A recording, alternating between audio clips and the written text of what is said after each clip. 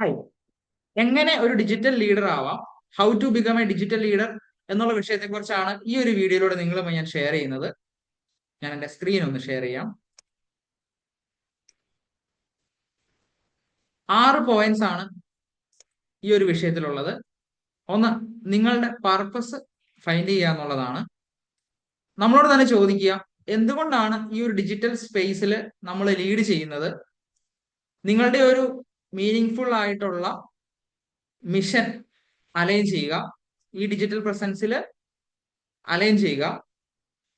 അതുപോലെ തന്നെ purpose gives your leadership power and direction. ഈ ഒരു ലീഡർഷിപ്പ് പവറും ഡയറക്ഷനും തരുന്നുണ്ട് നമുക്ക്.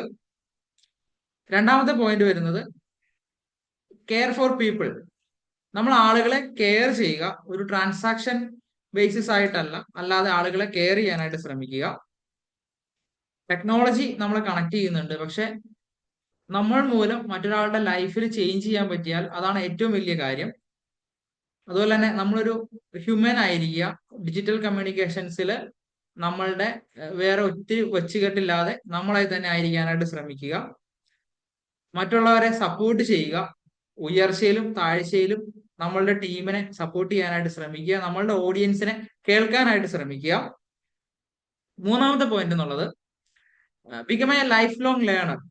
നമ്മൾ എപ്പോഴും പഠിച്ചുകൊണ്ടിരിക്കുന്ന ഒരു പഠിതാവാകാനായിട്ട് ശ്രമിക്കുക. ഈ ഒരു ഡിജിറ്റൽ വേൾഡ് വളരെ ഫാസ്റ്റും അതുപോലെ തന്നെ ചേഞ്ച് ആയിക്കൊണ്ടിരിക്കുന്നതാണ്.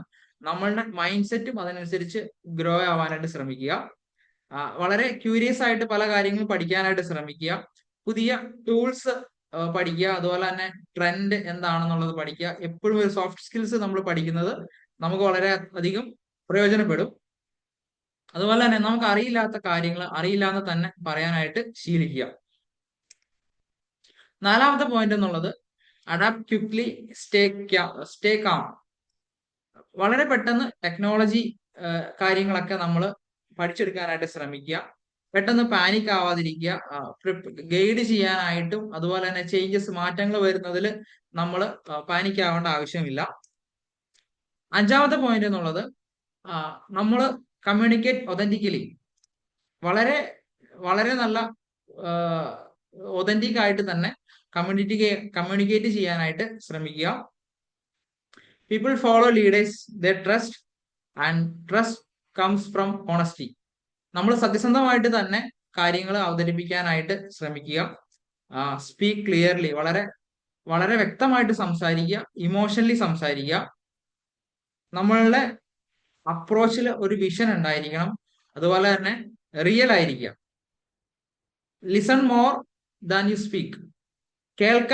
കൂടുതൽ കേൾക്കാനായിട്ട് ശ്രമിക്കുക, പറയുന്നതിൽ കൂടുതൽ കേൾക്കാനായിട്ട് ശ്രമിക്കുക.